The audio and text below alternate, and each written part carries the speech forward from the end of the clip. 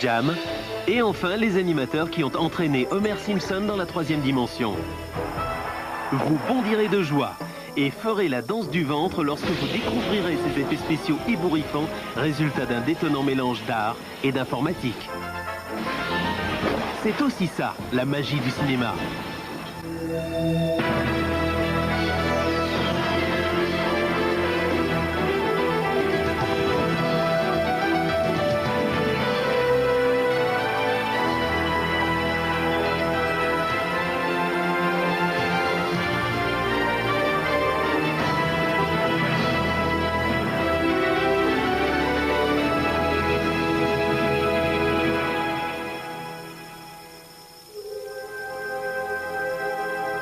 Dans les chambres obscures, derrière des portes bien fermées, les jouets mènent une vie très animée, insoupçonnée par le genre humain. Telle est l'idée de départ de Toy Story, film d'animation assisté par ordinateur, dont les deux héros, Woody et Buzz Lightyear, seront vite obligés d'enterrer leur rivalité initiale et de se serrer les coudes. Pour cette grande première cinématographique, tous les personnages, tous les décors et les arrière-plans sont en fait des images de synthèse créées par ordinateur.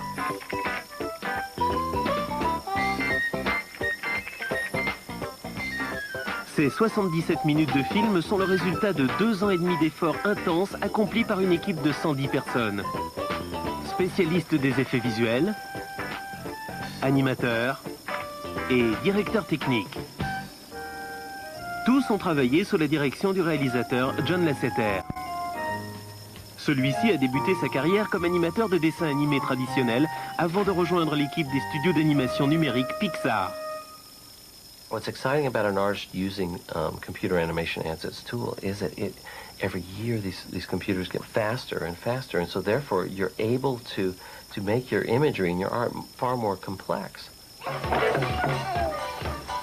En 1989, Lasseter exerce son talent sur les ordinateurs d'animation des studios Pixar et réalise Teen Toy, qui remporte alors l'Oscar du meilleur court-métrage. Encouragé par ce succès, Lasseter se lance dans la réalisation de Toy Story. Une fois que le scénario est prêt, les voix des différents personnages sont enregistrées. Tom Hanks interprète celle de Woody et Tim Allen celle de Buzz. No, this is the perfect time to panic. I'm lost. Andy is gone. They're going to move from their house in 2 days and it's all your fault. My fault? La silhouette de chacun des 76 personnages de Toy Story est ensuite modelée par ordinateur. Dans la plupart des cas, on utilise pour cela un crayon électronique qui enregistre les coordonnées tridimensionnelles d'une sculpture en argile. Puis on relie les différents points obtenus pour créer les formes en 3D appelées polygones qui constituent la silhouette de base d'un objet virtuel.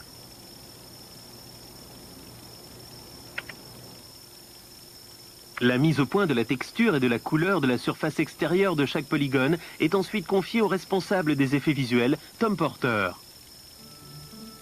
La plupart des surfaces qui apparaissent dans Toy Story sont peintes à la palette numérique car l'ordinateur peut aisément simuler des textures telles que le bois, le tissu ou le plastique.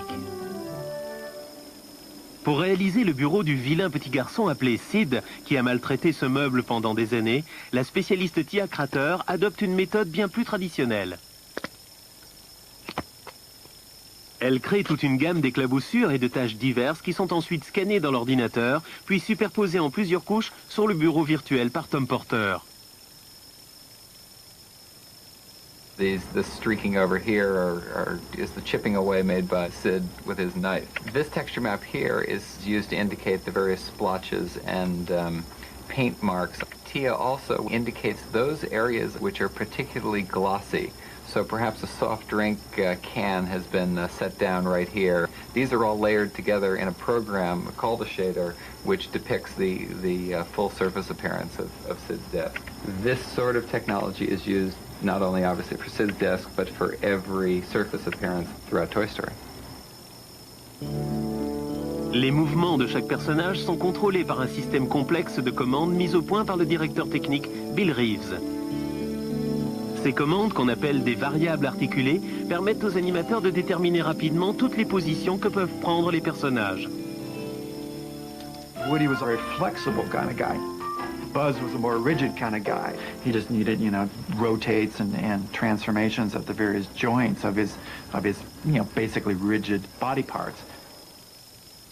Pour animer Woody, le jouet virtuel le plus complexe de Toy Story, il est possible de combiner de diverses manières plus de 700 variables articulées. 212 de ces variables sont réservées au seul mouvement de son visage. Une fois la bonne variable sélectionnée, les animateurs peuvent déterminer l'amplitude du mouvement en saisissant un simple chiffre. Here's a puppet mouth. And an articulated variable would be, describing how open the mouth is. If the variable has a big value, it's wide open. If it's a small value, it's closed. Pour que les yeux des personnages bougent de façon naturelle, Bill Reeves a conçu un logiciel utilisant ce qu'on surnomme des aiguilles à tricoter, c'est-à-dire 2 lignes parallèles qui relient les yeux du personnage à la boule verte mobile figurant le point précis qu'il doit regarder. One of the things we focused on more than anything else was the eyes. Because I believe when the audience looks at a character on the screen, they always look at the eyes first thing. The eyes on our characters were gigantic because they're toys. Une fois que la silhouette et les variables articulées de chaque personnage sont au point, une équipe de 24 animateurs s'efforce de donner la vie aux jouets de Toy Story. The way we view the computers here at Pixar is a computer is like a pencil. It is a really amazing pencil. Computers don't create computer animation any more than this pencil would create a drawing. Avant de commencer à travailler sur une séquence, les animateurs étudient des modèles du monde réel. Whenever possible, as animators, we'd look for any real-life equivalent. For example, on Woody, I made this cowboy doll, which has another character for a head, but nonetheless, we looked at the way the arms and legs would swing. Who you calling busted, Buster? Pour les petits soldats en plastique effectuant une patrouille de reconnaissance, les animateurs ont eu du mal à imaginer comment ces militaires pourraient marcher, les pieds immobilisés dans un socle rigide. The Army men were the first thing we were animating, and it was coming out really stiff and weird looking. We weren't being able to figure out the physics of it, so I went home and nailed a pair of old shoes to a board. We tried it on and tried to move as an Army man would, and it was surprisingly difficult. So the hips come first, then the feet. Yeah, the hip pulls the leg, and then kind of pivot around the other leg. En observant le monde réel, puis en s'efforçant de le reconstituer, les animateurs ont joué le rôle de catalyseur dans la mise au point des outils numériques des studios Pixar. If you look at Toy Story and compare 2 sequences, compare the Army Man sequence with the chase sequence. You'll see the first sequence and the last sequence we did. One is quite simple in comparison, but the other one is the biggest computer model ever done in history. We made that much of an advance in 2 years. En réalisant ces progrès, Lasseter et son équipe ont fait entrer Toy Story dans le livre des records et ont fait décoller l'animation assistée par ordinateur vers des hauteurs insoupçonnées. Animation is the art of displaying a series of still images to create the illusion of movement. Some of the most skilled practitioners of this craft, including John Lasseter, Henry Selick, and Tim Burton, are graduates of the California Institute of the Arts, or CalArts, School of Animation. The talent that comes my way, they are coming here with very strong personal vision. They are the seekers, they are the inventors, they are the artists, and they are the poets, because they're not locked into anything that would be dictated to them as the only way. Because many images are required to create even a simple animated scene, the production process is specifically designed to minimize wasted effort. We start from a script, just like anybody else does, from an idea, written idea. Once the words are in place and approved, then we go through what it's going to look like, visual development, in other words. Then it goes into storyboarding, linear description of acting and in picture form. From that, it goes into the layout phase. During layout, the artists plan the photography of each scene using overlays that represent the background, the animated characters, and the foreground. Camera movements are simulated simply by moving one or more of the layers. From layout, it goes down to the animators. From the animators, it goes onto a pencil test.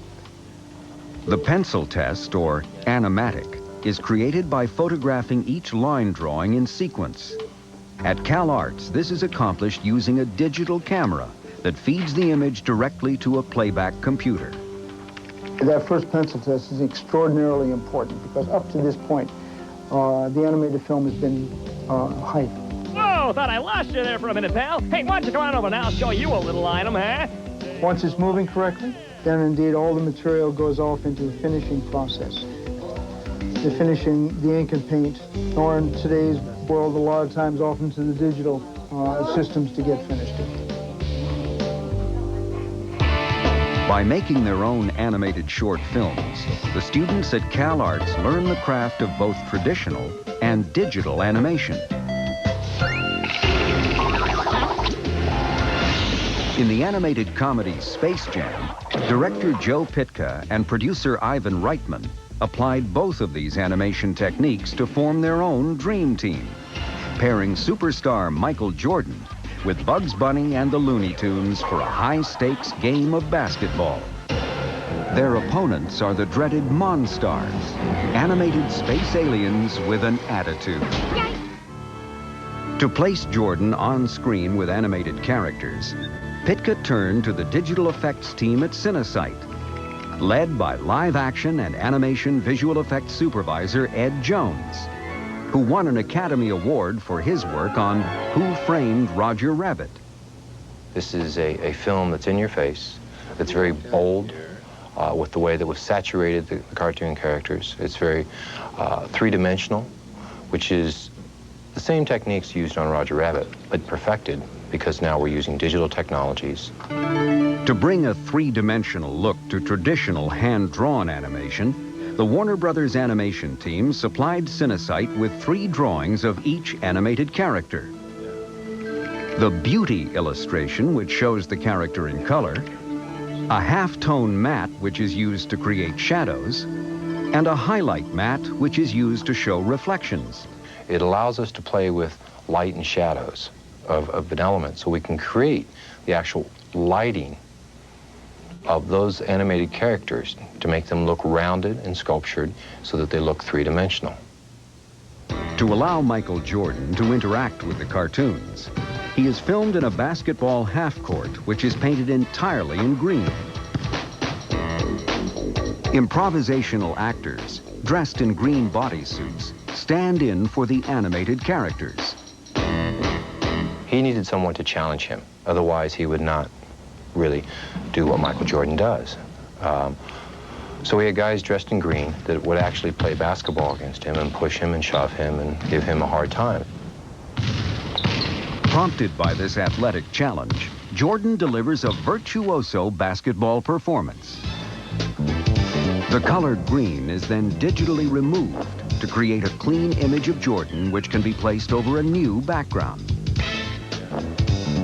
Since the Looney Tunes hold home court advantage, the background is an enormous stadium filled with 25,000 basketball-crazy cartoons.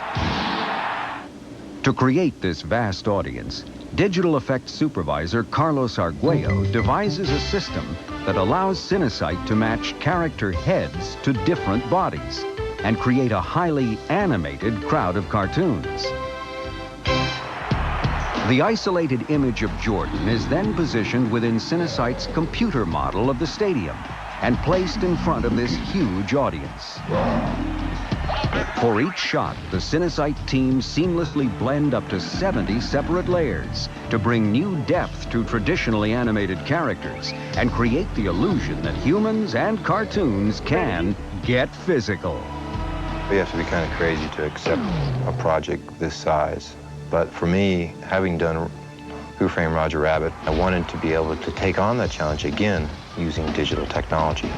Cinesite has met this jam-packed challenge, making digital animation jump through hoops. Coming up, computer artists give Homer Simpson a three-dimensional makeover. To create a single episode of The Simpsons, up to 24,000 separate drawings are required. These are created by more than 200 animators working in the United States and Korea, under the supervision of the team at Gracie Films.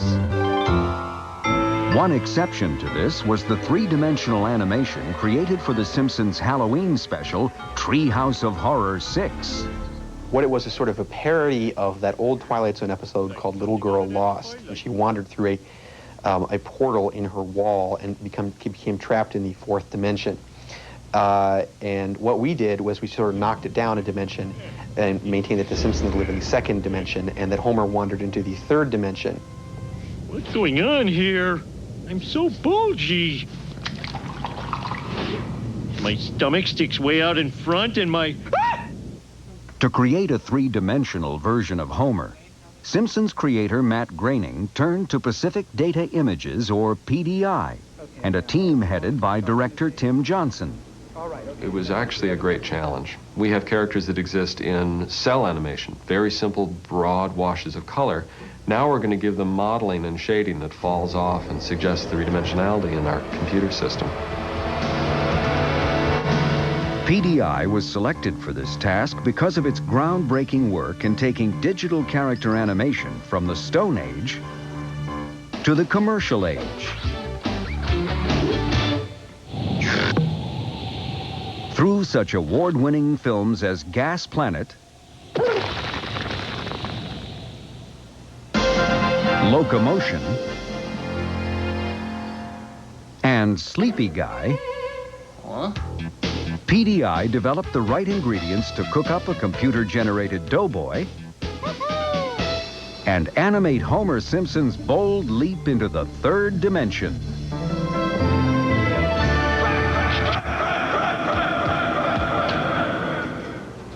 To create Homer's digital transformation, Senior Technical Director Beth Hofer built a three-dimensional computer model of the character.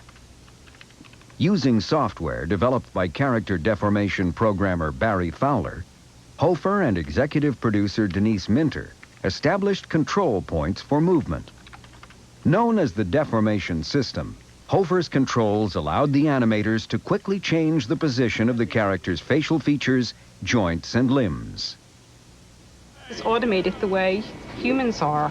So it's possible that you could just make the ankle rotate and not have anything else move, or it's set up so that if the knee moves, then if the ankle moves, the knee and the hip will automatically follow. Once Homer's control system was established, a team of animators began the difficult task of creating lifelike movement. An animator has to really be intuitive about what kind of poses will lead to really interesting performance. We'd pose a character here, pose a character here 6 frames later, and then 10 frames later he's here. And the computer will go ahead and do this motion. And you begin to build the life into the character by continually watching over and over again how it moves and making these changes. To enable Homer to talk, Hofer created a library of 18 mouth positions and 3 sets of teeth. The animators then created frame-by-frame synchronization between Homer's teeth and mouth positions and the character's pre-recorded audio. Once the animation was complete, senior animator Ken Bielenberg positioned digital light sources and the virtual camera that was used to photograph Homer. For a shot of Homer crash landing in the real world, senior animator Joe Palrang carefully blended him into a live-action background. We start with the background plate, and we add the shadow here on the storefront, and then we add a little bit of reflection in the window, and Homer, and then we blur his outline just a little bit more just to stick him in the picture better. When I saw the finished product all assembled, I was flabbergasted. The depth of the acting, it was really astonishing to see Homer come to life, and particularly the part where he came into live action was, in my opinion, one of the most amazing things that's ever been on television. Erotic cakes. Through imaginative projects like The Simpsons Halloween Special, Space Jam, and Toy Story, digital technology is being stretched, slammed, and pulled toward a future as bold as the animated characters being created. We've have brand new tools at our disposal, and there's no one but ourselves who can help make it look great. Computers can take us to places that live action or illustration could never even imagine. It's fun to be a part of something where you're kind of a pioneer, and every day you come to work, you see something you've never seen before. It becomes an ultimate challenge when people say that you're not going to finish the show, and we say, yes, we are, and it's going to be great. These visual effects pioneers are pushing back the boundaries of digital animation and boldly going where no toon has gone before.